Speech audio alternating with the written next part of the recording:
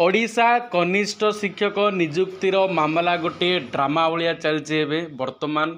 जो थे कि प्रथम हाईकोर्ट राय संरक्षित कले तापर मेधा तालिका को रद्द कले पुणी थे शेष राय आसो शेष राय को पुणी संरक्षित कराला यहाँ गोटे निहाती ड्रामा बा नाटक भली लगुच जो थे कि गोटे गोटे एपिसोड बीती जाऊँगी 29 तारीख में हाईकोर्टर जो राय आसला से तुमको स्पष्ट भाव में कहीदेपी चाहे जे कौन सबू प्रोसेस होती कौन सब घटना घटी तेणु भिडटी को निहाती शेष पर्यटन देखूँ चैनल को जदि प्रथम थर आस पे तेज चैनल को निहाती सब्सक्राइब करूँ और पाखे बेल आइकन को प्रेस कर दिंतु। देखो 20,000 कनिष्ठ शिक्षक निजुक्ति बद को नहीं हाईकोर्ट में रुजु रिट अप्रैल शुणाणी सोमवार शेष होती कनिष्ठ शिक्षक निजुक्ति प्रकाश पाई राज्यस्तरीय मेधा तालिका को हाईकोर्ट रद्द करापर यहाँ चैलेंज कर राज्य सरकार एवं यही आदेश द्वारा चाकरी वंचित होता किसी प्रार्थी रिट अपील करते तापर तुमर थिला कौन जो थे कि तुमको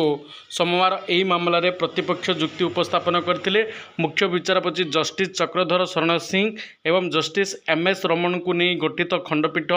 विस्तृत शुणाणी करापर राय संरक्षित रही गत 25 तारिख हाईकोर्ट 29 तारिख चूड़ांत शुणाणी हो निर्देश देते से ही धारा आधार में सोमवार हाईकोर्ट शुणाणी शेष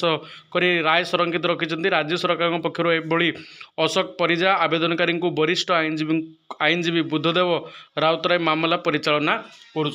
जदि आम देखा 29 तारिख में जो शेष शुणाणी आसीला रायटा हाईकोर्ट देते कि ए पर्यंत संरक्षित रखाई कौन प्रकार पब्लिक कराए रायडा को जहाँ शुणा मिलूँ 2 सप्ताह पर्यंत राय संरक्षित रखा तापर जा हाईकोर्टर शेष राय समस्त निकट में कौन कर ग्रहण किंतु ए विषय आम जदि अनुध्यान करवा ताहले वर्षे गोटे प्रक्रिया लगला गोटे जॉइनिंग प्रक्रिया करने पदवी को पूरण करने जूनियर टीचर ओडिशा सरकार सबू क्षेत्र में एपली कहीं